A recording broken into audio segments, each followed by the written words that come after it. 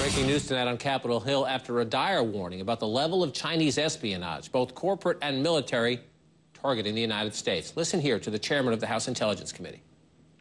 China's economic espionage has reached an intolerable level, and I believe the United States and our allies in Europe and Asia have an obligation to confront Beijing and demand they put a stop to this piracy. To find out just what he means, just moments ago, I spoke to the chairman, Mike Rogers. Chairman Rogers, you say intolerable level. The United States and its allies need to do something about it. What specifically do you think the United States should do to retaliate against China for this? Well, first of all, we've got to get our act together here. We need to give our intelligence community and the private sector the tools that they need. And we have some policy. You know, the laws have not been updated really to address this onslaught of state-sponsored cyber-industrial espionage. And so we've got to get our policies up to date. That's the first step. Then we need to engage our allies, both in Europe and in Asia, to come together to start putting pressure on Beijing. You know, this is one of those things that nobody's wanted to talk about. We've danced around it for years. It is a real and growing problem. And it doesn't mean when they steal it today, it's damaged today. It means that once they take it and then reprogram it and use it for economic predatory behavior by putting it and challenging it against us in the international market, a few years from now, that means people are going to lose their jobs and we're going to be less of a powerful economic force in the world. And that's why it's so dangerous and why we have to kind of, as I said, get our act together. Well, let's be as specific as you can be. What are they stealing? Plans for new products? Is this just economic? Is it military as well? Well, they have traditional espionage activities, and those would be military plans and intentions and technologies and those things. That traditional espionage, yes, they're clearly interested in that. But this is something different and something that nobody in the intelligence community has quite seen before, even at the height of the Soviet Union and their prowess in the intelligence business. This is purely commercial espionage. They're going into manufacturing plants and businesses of all sorts in oil and gas and you name it. And they're getting into those computer networks and stealing intellectual property, research and development. And there is case after case after case where they have done that.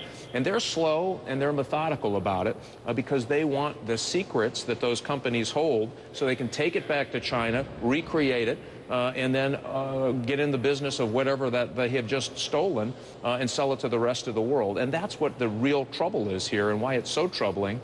I know Europe is having this problem. Our friends in Asia are having this problem. This is very, very serious, and it really does attack us at our economic prowess, and that's what's so concerning to me.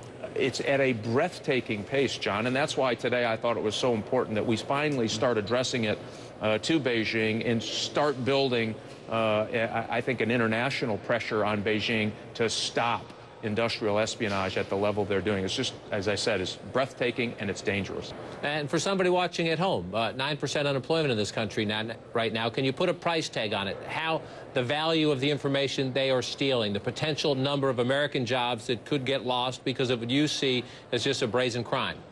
Well, I will tell you, just from their lack of protection on intellectual property in the last decade, when it comes to automotive parts, I'm from Michigan, we think it was 750,000 jobs lost just in doing it that way. Well, they've come into a new phase, and I think that 750,000 job is going to be a drop in the bucket when this thing is done. We know, one example, one particular company had over $1 billion with a B dollars of research and development for a product they were getting ready to take to market. We know that company had that information stolen.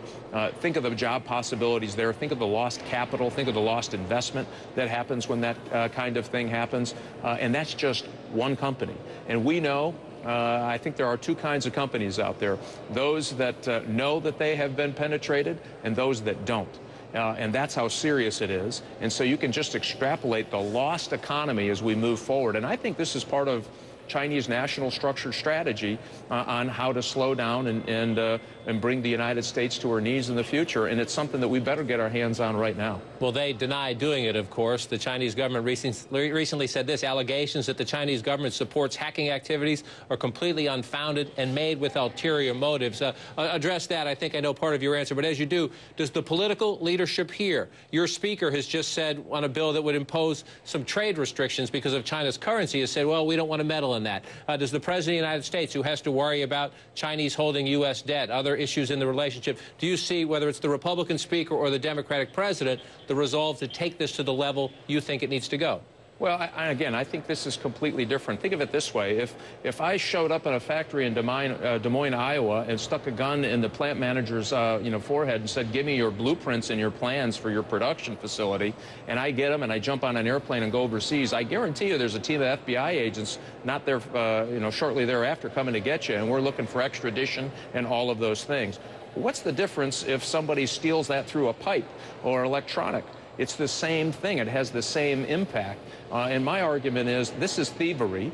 This is very different than nation states who are trying to find out plans and intentions for different nations and what their threat level would be. This is wholesale, blatant thievery of intellectual property. And it's happening in thousands and thousands and thousands of time all across the country, and I think it's going to have a huge economic impact. I think we can come together. I did just after the committee, it was very bipartisan. Both my ranking member, Dutch Ruppersberger from Maryland, and myself are clearly in line on this particular issue, and we've joined voices on this, and I think that's important. So I think we can make this bipartisan. We should make it bipartisan. And by the way, when they deny it, that means all the Europeans are wrong, the other nation states are wrong, the United States is wrong, and the only one that's not wrong in this is China. So I think this is a time for them to shake themselves out and say, do you want to be a good world citizen? Do you want to play by the rules? Do you want to engage in trade that's fair and honest? Or do you want to steal your way to a better future for China? And if you're going to do that, I think we're going to have to stand up and take a very strong stand against what they're doing. It's a fascinating challenge, a sober challenge. Chairman Rogers, thanks for your time tonight. Hey, thanks, John. Appreciate the time.